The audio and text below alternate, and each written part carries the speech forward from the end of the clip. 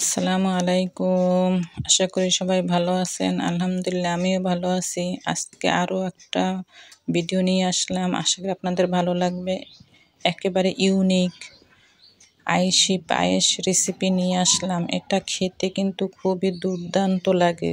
ছোট থেকে বড় সবাই চেয়ে চেয়ে খাবে। দেখতে থাকুন ভিডিওটি। আশা করি আপনাদের ভালো লাগবে। দেখতে যেমন সুন্দর, খেতেও কিন্তু খুবই মজা হয়েছিল। ছেলে মেয়ে ছোট বড় সবাই বাটি ভরে খাবে ইনশাল্লাহ।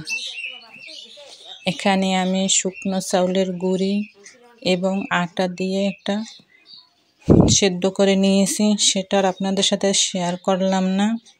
তারপর এটাকে মথে নিয়েছি ভালোভাবে, আপনারা দেখতেই পাচ্ছেন। তারপর এই যে বলের মতন শেপ দিয়ে নিয়েছি। এই পর্যন্ত যারা আছেন সবাই ফুল ওয়াচ করবেন এবং লাইক দিবেন। এটা কিন্তু অনেক সহজ, একেবারে হাতের তালুতে অল্প একটু আটা নিয়ে এই যে বলের মতন শেপ দিতে হবে। আপনার পরিবারের সদস্য অনুযায়ী আপনি বানাবেন। এখানে শুকনো চাউলের গুঁড়ি এবং আটা মিক্স করে আমি সেদ্ধ করে নিয়েছি। সেটার দেখাইলাম না, ভিডিও অনেক বড় হয়ে যাবে। আবারও বললাম, এই যে এখন আমি এটাকে রান্না করব। এই যে ছোট বাটালি গুড়, এটা কিন্তু খেতে খুবই মজাদার, সবাই জানেন। এখন আমি এখানে দুধের ভিতরে আগে থেকেই আমার দুধ জাল করা ছিল। এখন আমি এখানে 4 পিস ছোট বাটালি গুড় দিয়ে দিলাম। আপনারা যেই রকমের মিষ্টি খাবেন সেই রকমের দেবেন।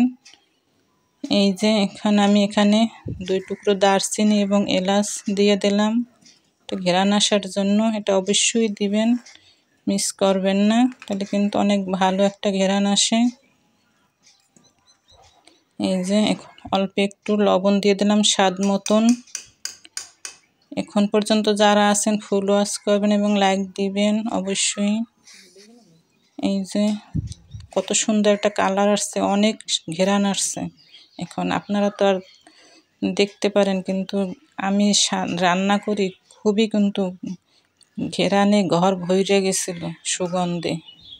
নারিকেল দিলাম স্বাদ মতন। এই যে ফাঁকে মিস বলে দিলাম নারিকেল দিছি। নারিকেল দিলে কিন্তু খেতে খুবই মজা হবে। এখন আমি এই বলগুলো দিয়ে দেব।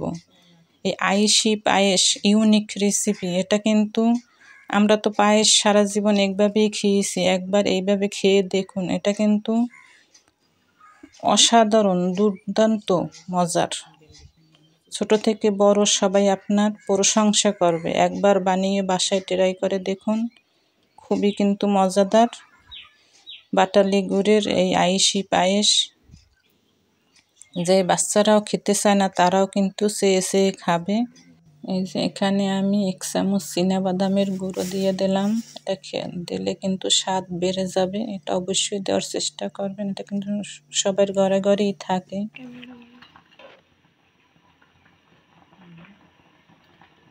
এই যে এখন আমি এখানে 5 মিনিট রান্না করব নেড়ে চেড়ে ভালোভাবে। এই যে দেখুন, দেখতে যেমন সুন্দর, খেতেও কিন্তু খুবই মজাদার আর খুবই বানানো খুবই সহজ। এর সাথে সহজ রেসিপি আর হয় না।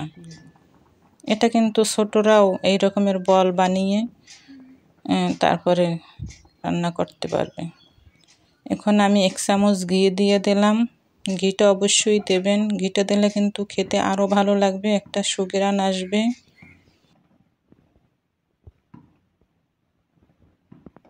ঘন আসা আগ পর্যন্ত একটু অপেক্ষা করতে হবে। আপনি যেই রকমের ঘন রাখতে চান আয়েশি পায়েস এই রেসিপিটি। দেখুন, আপনাদের ডেকোরেশন করে দেখালাম। যে দেখুন কতটা লোভনীয় হয়েছে। চ্যানেলটি ভালো লাগলে, রেসিপি ভালো লাগলে সাবস্ক্রাইব করবেন, চ্যানেলের পাশে থাকবেন। সবাইকে আল্লাহ হাফেজ।